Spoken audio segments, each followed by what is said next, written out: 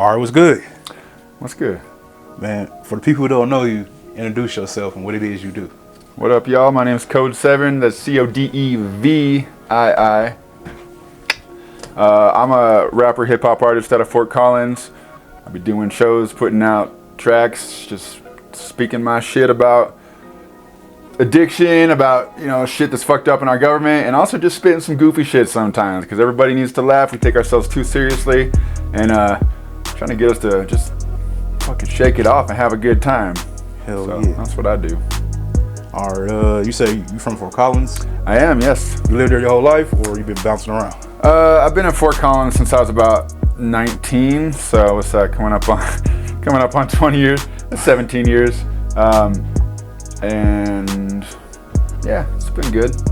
Before that I was in Loveland for a long time, and born in Tennessee, bounced around for a bit, but I've been in northern Colorado most of my life, yeah.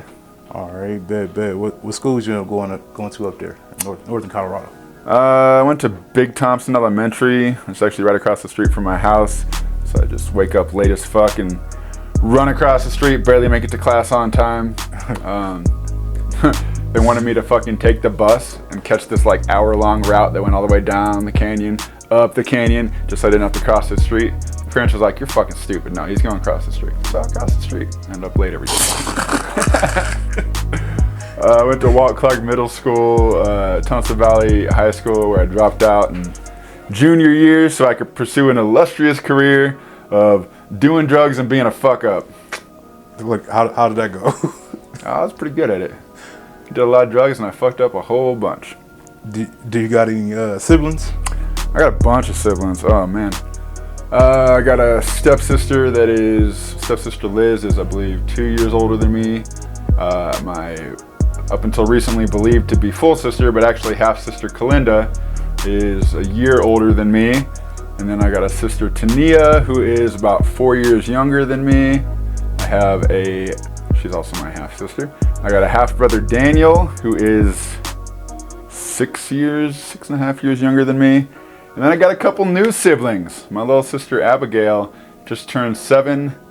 Actually, she's coming up on 8. And my little brother Isaac, I believe, is 5. So your parents are still pushing out babies? Nope. I'm the only child from both my parents. But my dad been fucking in his whole age. Do you have any kids of your own? I don't, somehow. Shit, you dodged the bullet. I've been putting in work to try and it's not for any level of being precautious or taking, I figured I would have had one by now, but not yet, so. Hey, me too. I done took a lot of risks, bro. Man, I ain't been punished yet, but then I fuck around and have a kid. I might be the best dad in the world, so. I always thought, I always wanted to be a dad, but at this point, I'm like, I think I may have missed my window, Same. I can't be running around with no little rugrat right now. Shit, yeah. 60 years old when they're graduating college. I was gonna say, who wants to be an old dad? Yeah. Old ass dad with a little ass kid. It's can't play football in the yard with you because my hip hurt and shit. Yeah. All right, so we're gonna transition to music. What or who made you fall in love with music? Well, first music that I really got into, 7 years old, when I first heard Nirvana's Nevermind album, and that was that shit that made me go, what the fuck was that? Right. Oh man. So I had some older friends that are 11 years old that had the Nirvana Nevermind tape, and they had the Green Day Dookie tape, and I'll go over to their house and just listen to those tapes. They didn't want me around. I was some little 7-year-old kid hanging on there all trying to have girlfriends and shit. Yeah. I'm like, let me listen to that tape. They're like, get the fuck out of here, Cody. I'm like, no, I gotta hear that. And from then it was like, Kurt Cobain killed himself or was murdered, however you want to look at it. Then I kind of rebounded onto 311, which was a rock rap group from LA that is cool, Right. I fuck with them a little bit. So how'd you start making it? How to start making music? Yeah. Well, I started writing poetry when I was about 13, and I had a way with words. When I was 19, my mom got me a guitar for Christmas, and my Christmas gift to everyone else was I bought myself a chord book. so that they didn't have to sit there and listen to me go bring, bing, bing, tickling, blank, you know? So I could learn how to do it myself. So I taught myself guitar from this chord book, started writing songs, wrote a bunch of silly songs, wrote a bunch of like deep heartfelt songs. Tried to get in bands, you know? The shitty thing about bands is that it requires on the reliability of other people. And you probably know this as well as I do. Other motherfuckers ain't reliable. They're not. You know, so I put my heart and soul into like 3 different bands. And every time, right about the point we were ready to start doing shows, like my drummer broke his arm because he'd riding his bike home drunk on Jaeger, you know? The bass player moved to France with a girl that he met at our very first show.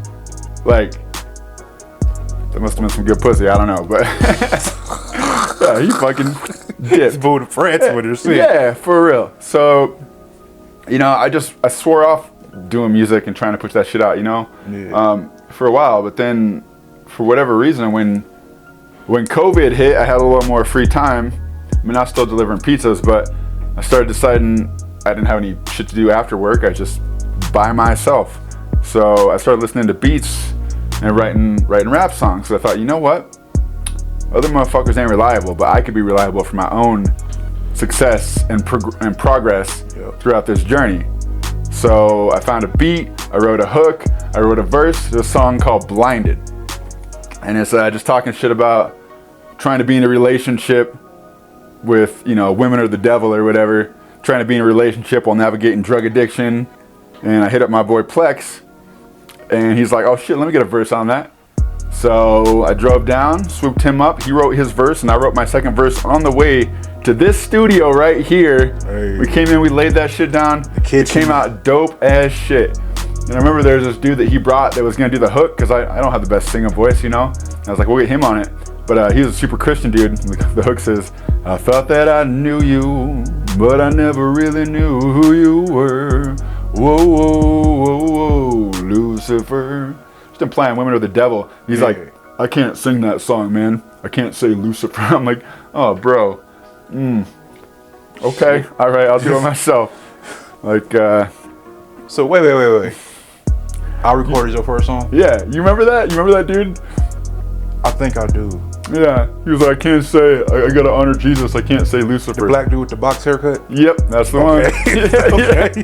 Yep. He has a good voice, but you know, a little locked down by his, I mean, whatever, I ain't trying to like negate his faith and what he chooses to do to follow that, but that's a little far. He made his choice. Yeah. You can't say a word. Yeah, it came out dope, I think. What's the biggest influence on your sound or your style? You know, I think one of the biggest influences on my sound is that I don't have a lot of rap influences. Yeah. It's weird, like I've started listening to rap now, but I've been a metalhead for 20 years. You know, listening to Slipknot, to Mudvayne, to Slayer, Cannibal Corpse, Devil Driver, you know, all these like really heavy thrash bands, and a lot of punk too. So coming into this, it's been kind of unrestricted. There's no parameters on what my brain chooses to do with words, and it's kind of helped me get like my own very unique sound, I think. And a lot of people, I was going to say that it gives you an advantage over people who grew up listening to just this. Yeah. And they trying to do this. So it does. It gives you some crazy range, and you got some crazy range. Now I know you low key have like a Jay-Z writing process. So talk about your writing process, bro. Okay. Well, like I said, I used to write poetry, and I had written all of my poems over the span of like 5 years into this big notebook. It was like 120 pages front and back, and that was like my pride and joy. When I was 19, my little sister had like a mental break, and she was home alone, and she ripped out all the pages of my notebook and put them around her in a circle and lit them all on fire, and like some sort of like ritual. I'm not really sure. Tried to burn our house down, and so after that, I don't trust my thoughts to paper anymore because paper gets lost or burned. So I write my stuff in my head, and I make sure to memorize it there. So my thought process, and this is perfect for why I'm a delivery driver, is I put on a beat, I drive around, I start spitting bars while I'm driving. Like what I'm working on right now, this beat drops, trying to vilify me like I'm Bill O'Reilly. Okay, that works. Trying to vilify me like I'm Bill O'Reilly. I see an on point, the vanilla Spike Lee. You know, and then I just keep going until the bars are completed. You know, I start at the beginning and I keep going until something adds on. And that's why by the time I get to the studio, that shit is locked into my memory for the most part. Every once in a while, So you don't like focus on the bar you add, and as you add, you recite everything you have up to that point. Yeah, for the most part. I mean, as verses go. Yeah. If I'm on the next verse, I don't do the whole thing. But right. That's dope. Yeah. That's different. I gotta write. I gotta write. But that's how I grew up, writing everything. I was always a writer too. I mean, I was too, up until the point that all my shit got burned up. Just like, fuck these pens, fuck these papers. I also got mad. I used to the white Vic pens. Yeah, those was my shit, you know. And for some reason they were like, oh, we can't have those white Vic pens anymore. We gotta like change the formula and make them clear. I don't know what it is. It ain't the same as those just like white Vic script pens with the black tip, like basic ass pen. Exactly. Yeah. That was what I wrote all of my shit with for the longest time, and then they changed it. I don't know what it is. It just don't feel the same, right? With the clear blue one or whatever. It just fucked up the ritual. That's all it was. Yeah, something like that. Just fucked it up. So you made a new one. Mm-hmm. What do you feel like is your most slept on song? You know, coming from someone that has only 3 videos that have broken 1,000 views, I'd say most of my shit is pretty slept on. But as far as the ones that I think are badass that haven't gotten a lot of love, yeah, I'd have to say top of the list, lyrically, bar wise, would probably be Like Dax. Like, I keep listening to that and being like amazed by the level of doubles that I put into that shit. And it's like 2.5 minutes of just bars. And then also, I am so in love with the song Up the Road from Nowhere. Like, it came out exactly the way I wanted it to. The video is amazing. It conveyed the point, and this like sets the tone for the whole album, which is also called Up the Road from Nowhere. Yeah. And I just barely broke 700 views on that one, which, you know, it's not terrible. I'm grateful for everyone that takes the time to watch. I've gotten nothing but good feedback on it. But I keep waiting for one that I put out to be like, oh, people actually like it enough to share it and get my views up. All right. You know? It's a process. It's a long road. My artists, the videos we put out 5-6 months ago, they're barely like going over 1,000 just now. And we've been grinding, so it's a long road. My personal favorite is Adolescence. I like that one a lot too. That one has actually, it's close to 1,000 views. Yeah. You know, that's my 4th most viewed video. Just above it, Grit. Just above that, Waves. Just above that, Call to Action. We did a lot of work. Yeah, and so like I feel like that one's at least getting some response. You know, it's maybe not as good as I think it should be, but yeah, I feel like that's true for most of my songs. But yeah, no, I definitely like that one a lot. That one is so hard to make. What do you feel is your biggest, like most successful song or video? That's definitely Call to Action. You know, I put that shit right out in the wake of the George Floyd murder, and it hasn't blown up overnight, but I'm at like 1.4 on that or something. Yeah. 3 years later, which is fine. It's slowly climbing, and there's a lot of videos that I put out that like hit 600, 650, and they just stayed there, you know. So this one keeps climbing, and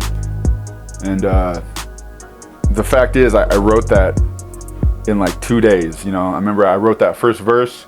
I came over here, I recorded it, and I was like, hey, do you want to get the second verse on this? I don't know if I have it in me to finish this. Yeah. And you were like, why don't you take a couple days, see if something else comes to you. If you can't finish it, I'll finish it, but I really think this should be your song. And then you was like, what should we call this? I'm going to call it Call to Action. I remember you saying that. I'm going to call it Call to Action for now. And I was like, oh, bam, there's the beginning of the second verse. This is a call to action. How could we stand idle when we saw what happened? You know? And so the level of, it's so raw. It's like raw, unfiltered, tapped emotion that just poured forth onto this beat. You know, I didn't have time to to think about it. That's not one that I had locked into my memory before I came to the studio. Right. I was like grabbing it from the edges of my memory, barely able to get it on, but like it comes through, and you can hear it in my voice, and you can see it in the video. It's a good It's piece. just real. It's raw. Hell yeah. Describe or recap or whatever your first time performing live. How was that? Oh man. Like first time performing live at all? At all. Okay. Well, the day after we recorded the call to action video. Ugh, this is miserable, but it's cool. It's cool. My friend Sam, they organized a protest in Old Town Square. Yeah. You know, surrounding the Black Lives Matter movement, the George Floyd murder, spreading to the Breonna Taylor, all of that. And so there was a bunch of speakers, and they were up on stage, and you know they had me come sit with them. And then after all the speakers, they were like, "Hey, do you want to do your song?" And I was like, "Okay, sure." So they plugged my phone in, you know, YouTube beat plugged into the PA. There's like probably like 1,300 people packing the entirety of Old Town Square, and I've never gotten up in front of a crowd like that before. I mean, I've done open mics and stuff throughout the years. The one show with 30 people in the crowd, but I got up there and the beat started playing, and my arm is shaking, my leg's shaking. I had to grab my arm like this to keep my hand from shaking so I could get the lyrics out. And everyone's just looking at me like, what the fuck? But then I hit that bar, taking the power back out of Zach De La Rocha. And they were like, oh! And I was like, oh shit, okay. You know? And I'm still shaking, I'm quivering with this stage fright. You know, this is from 0 to 100. But a bunch of people like posted me on their Snapchats, you know, like, it was cool. And I was able to reach this crowd. That little bit of response from the crowd like started this fire in me that made me, no matter how bad I suck at this right now, I'm gonna keep doing this until I get better to the point where I can actually feel comfortable up there, reach the crowd, connect with them, and be more than, I don't want to go out like that. This is my legacy. Just so I kept doing it. I kept doing shows. I've done probably 30 shows now, you know, and what's the craziest thing that's happened at a show? Well, man, I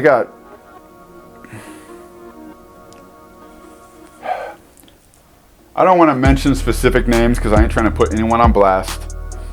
You know, I got a lot of love for everyone that's rode with me through this, even if we're no longer in contact, even if ties have been cut for the sake of everyone's health. But there's one person that continually would show up to my shows and act like they were in charge of me, drunk as shit, and just make a huge ass scene if they didn't get what they wanted.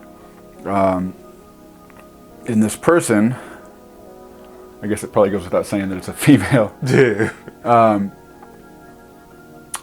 lost their shit, started screaming at me, trying to slap me at this show, the first show that I ever actually got paid for, you know, because up to this point I'm just paying, if I sell 20 tickets, I get to perform. Right. You know, I get zero profit from it. This whole pay-to-play bullshit that's set up in Colorado. This is when I actually made $5 off of every ticket sell. So I made, you know, maybe it wasn't that much. I sold 20 tickets and made $150. So whatever that math adds up to, I made. Right. I sold 30 tickets and made $150. So it was $5 per ticket. In any case, it was too much, you know. I cut ties with that person. Then I let them back in when they got sober. Then they got drunk again. I cut ties, and on and on and on. But we're cut off. I can't do it anymore. Like, this is my life. This is my passion. This is my career. Can't have you fucking it up. Exactly. Plain and simple. I'm not beholden to you. Right. All right, so yeah, we've done a lot of work. I've always showed you love. You know what I'm saying? We friends. You know what I'm saying? Hell yeah. I think I shot every one of your videos and probably recorded 95% of your songs. 95. Yeah, definitely. So we had an incident a while back where I think I posted a picture with you. We had a hater, like a big hater. Oh yeah. Big hater. I remember that. Yeah. Haters gonna hate, but I want to ask you, like, how do you handle haters? That shit makes me smile, honestly. You know, in the song Like Dax I was talking about, I say haters gonna hate. Tay Swift had it right when she told me to shake it off if I get anxious. So my understanding is that people got hate, when they expressing that hate, they got that vitriol bubbling up in their soul. They mad you doing something they can't. You know, I remember what you said was, this guy don't look it, but he snaps harder than 95% of the motherfuckers I work with, or something like that. Yeah. Motherfuckers like, oh, but this dude's white, you know, like. So? Okay. You know. You fucking rap better than you. Yeah, he was mad. You know, and I understand that to a point. Like, I understand a lot of motherfuckers that look like me, or at least skin color or whatever, like, be coming in trying to take over the rap game and act like it belongs to them. This shit don't belong to me, you know? People in the past have been saying, you know, there's motherfuckers saying Eminem is a guest in the house of hip hop. I don't believe that. That motherfucker grew up in that, and he's spent his whole life there. I will acknowledge, I am a guest in the house of hip hop, but I got bars. I make myself a worthy house guest, you know? And what other avenue do I have to express the thoughts in my mind? Like, that's what rap is for. Yep. It's a dope beat with lyrics. Yep. And I got the lyrics, and I can find some dope beats. So, like, let me talk my shit, motherfuckers. You know, and if you wanna get mad about it, that's fine. You know, if I ain't got no haters, I'm doing something wrong. Plain and simple. How do you feel about the state of Colorado music? I feel like there's some dope artists out here. We're too divided. Yeah. We're entirely too divided, and we allow ourselves to be taken advantage of by promoters, by the people running the shit, by venues, because we got a lot to bring to the table. You know, I've opened for some really good artists, and 95% of the time when I'm doing shows, I'm selling tickets. I open for Crazy Bone, for Flesh and Bone, for Gorilla Zoe, for Doobie, you know, for King ISO, for Yeah. And 9 times out of 10, people buy tickets to support and show up to see me. They leave before the headliner even comes on. Right. You know, and yet headliners are making stacks, which is fine. You get there, you deserve to make that money. But the openers that are out there doing all the footwork, selling the tickets, we deserve a little bit of that bread too. Yes. You know, and so as far as the state of hip hop in Colorado, the talent is there, the appreciation is not. I would say that's something we need half to the change. time the business ain't right either. Yeah. We gotta hit them books more. Like, we good with them rhyme books. We gotta hit them business books a little bit, so we can do shit the right way. Because if we hit them business books a little more, we had a little more integrity and pride about where we perform, where we show up, how we get handled by promoters and shit. You know what I'm saying? Mm-hmm. We'll have more power, more leverage. People won't just run over us. Go sell these tickets if you want 5 minutes at my show. Right. You know what I'm saying? Got to get to the point where it's, promoters are like, I want to pay you to be on my show. Yeah. Dude, promoters, you're supposed to do the marketing. You're a promoter, you're supposed to promote. Get the people in the door. Exactly. Yeah. Exactly. But yeah, what is your ultimate goal with this music shit? You know, as I alluded to in the beginning, I don't think I have just one ultimate goal. So I'll break it down into a couple different aspects. Ultimately, financially, I'd like to be able to live off of money that I make from my music. Yeah. You know, it's probably a long ways out till I get there, but You never know. yeah, it might be overnight. Who knows? We're gonna talk about overnight success after 3, 4, 5, 10 years of just grinding. So I'm gonna keep grinding and wait till that overnight success happens. Right. But yeah, just to be able to pay my bills, live comfortably. Like I say, in wasted moments, I don't really want to live a life of luxury. As long as I'm free to do my thing and pursue my dreams, that's tough to beat. From an impact standpoint, you know, I want to reach those who suffer with addiction, reach those who suffer with depression. You know, there's a lot of music that impacted me when I was younger. Nirvana, even to this day, Jane's Addiction, Jane Says, I can't listen to that song without tearing up. And like, I don't cry easy, but like when he says, we're gonna kick tomorrow, it just like hits my heart. All the people that I know, they're like, oh no, we'll get clean tomorrow. And then they fucking overdose and die, you know? Yeah. Like, that's what the struggle's about. You know, that's what a lot of the shit that I put out, All Right Broken. These songs about addiction, it's a very real issue. People, good people, solid, talented, real motherfuckers are dying every day because they can't get clean, you know? But hey, if you got 30 grand, you can go to rehab, right? You're right. 30. Yeah, it's unreal, and we don't give a shit about that. And so to reach people who suffer with those sorts of things, to speak truth to power. You know, our government doesn't give a fuck about us. Like, we're so distracted and divided in every way. Like, they just want to keep us from focusing on the shit that really matters, which is essentially we're slaves to product. We're slaves to content.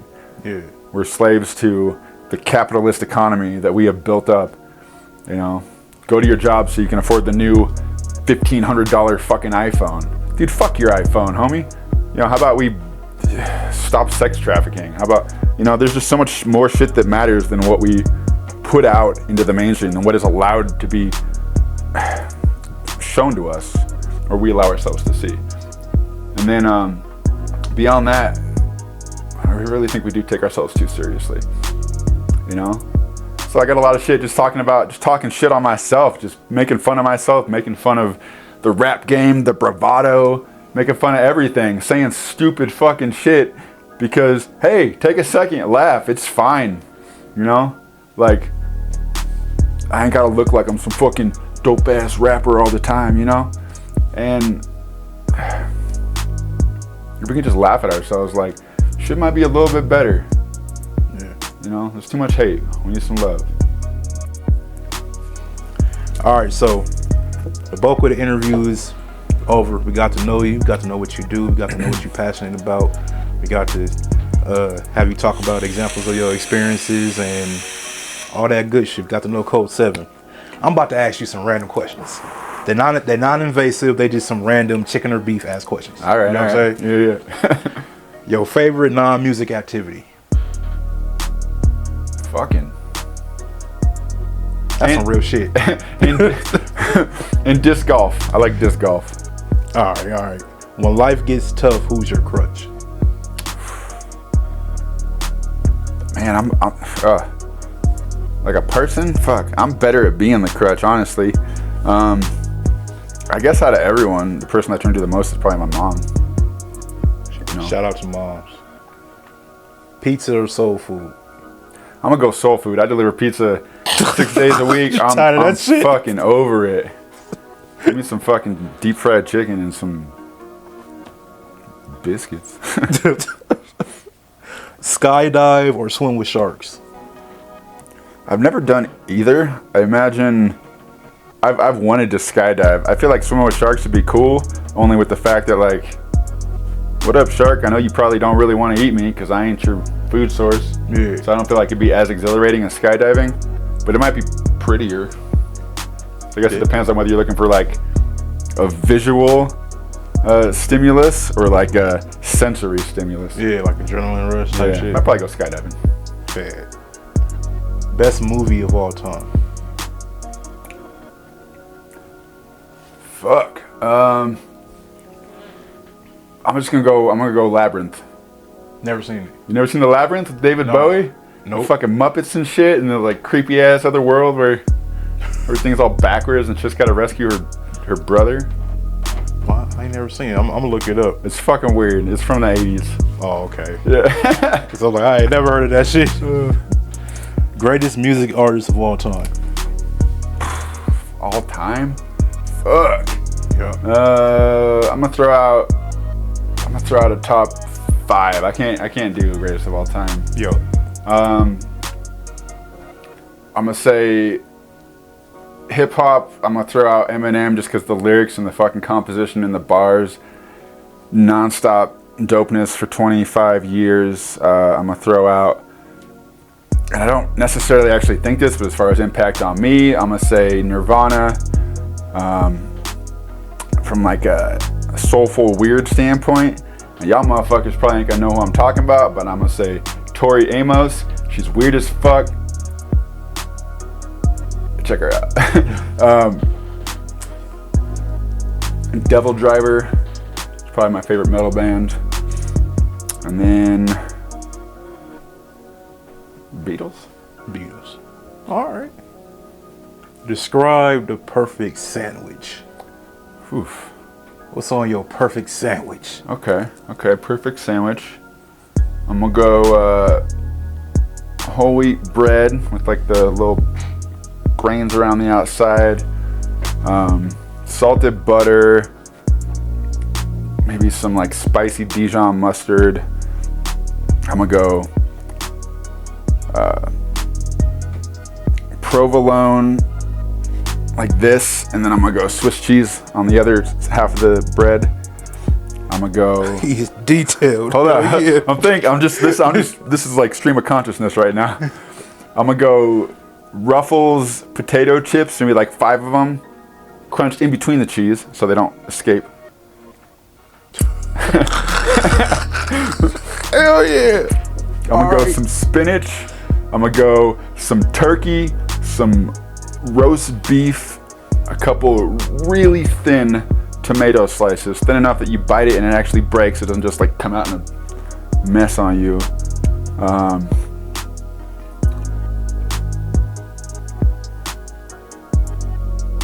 I've asked this question play a few that. times, and people just said turkey sandwich. Like, damn, you the first person who actually went layer by layer on the sandwich and made the sandwich, and I want a fucking sandwich. I'm fucking super hungry for a sandwich now too. I never thought about that until you just asked me, so that's why I was like, ooh, that's a good question. Let me get an answer. Hell yeah. Fill in this blank. Hold on, let me go back to the sandwich question real quick. That's the same way, not to cast aspersions on anyone else that's been on this show, but other people's answer of turkey sandwich versus me giving a step-by-step definition might also reflect on the way that bars are constructed. Ooh. Yeah, turkey sandwich. Yeah, I got the cheese and the bread in different layers and building it up so I could, like. See, this is a rapper's rapper. Yeah, I make a rapper sandwich, motherfucker. Like All right. he raps. Go ahead, sorry. I look for blank in a woman.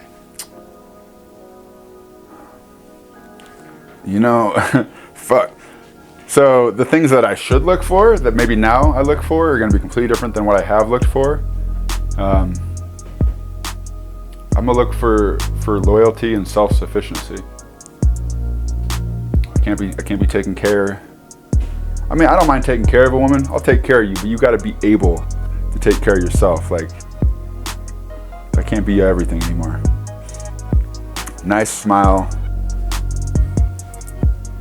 Gotta have the looks too. Hell yeah. Your happiest moment this year. Sure, I stay pretty happy.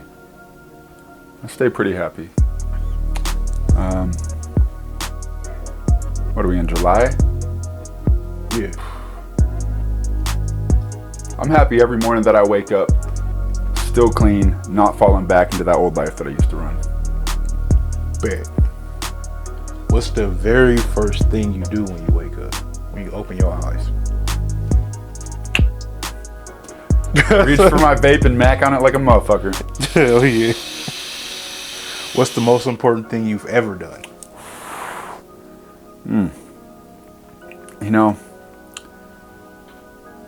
There's probably a bunch of different examples of this. I've known a lot of people over the years that have struggled with suicidal ideation, and I have cared for and encouraged and helped build maybe half a dozen or so people of similar struggles up out of that mindset. And I don't say this just from thinking that these are people that have specifically told me I wouldn't be alive if it wasn't for you. And so being able to help pull people up out of depression, convince them that whatever they're going through, that ain't the end of it. The path will emerge. It might be hard for a minute, but you got to keep pressing on to get through to the good stuff. Right. You know, you got to open that bag to get through to the bread to make the turkey sandwich. My dog. All right, finish this sentence. This is the last one. If I didn't have my creative outlet, I smash motherfuckers in the face. Bam, bam, bitch, bam, bam. Actually, the song "The Child Inside," I say, because if it ain't in my songs, the demon comes out in real life, and don't nobody want that. Y'all see how he can quote a song every time? Like, he living this shit. Y'all don't know how much fucking music I got out there. Yeah, he living this shit. Got probably 40 something released tracks. I got probably 50 unreleased. This fucking onslaught's about to hit. Hell yeah. So, interview is over. We asked our randoms. We got to know you. This is the portion of the show or the episode, however you want to call it. It's the portion of What's Good Casual Convo, where I tell my guests to talk their shit. So at this time, you can look directly into the camera and say whatever you want to whoever you want, however you want, about whatever you want. Promote yourself, share your socials, all that good shit. Code 7, talk your shit. All right, motherfuckers, check it out. I know that I don't look like what a rapper should look like, but I don't give a fuck about that anymore. We got Lil Dicky, we got Prof, we got motherfuckers coming out, breaking the mold. Fuck your mold, fuck your dope ass. I'm a fresh looking, clean looking motherfucker. It's about the bars. This music game, this fucking rap game, it's about the bars. Sorry, it's about the message. Say that again. Oh shit, shut your mouth, bitch. This watch is talking back. Actually, that was kind of perfect. Would you say that again? Yeah, it's about the bars. I kind of just threw off my whole ass momentum there. So, check me out. CODEVII. I got like 20 videos on YouTube. I got a whole ass album. I got an EP. I got a single. I got a couple more albums getting ready to drop. Well, I'm getting them in the ready, you know. And shit's moving forward.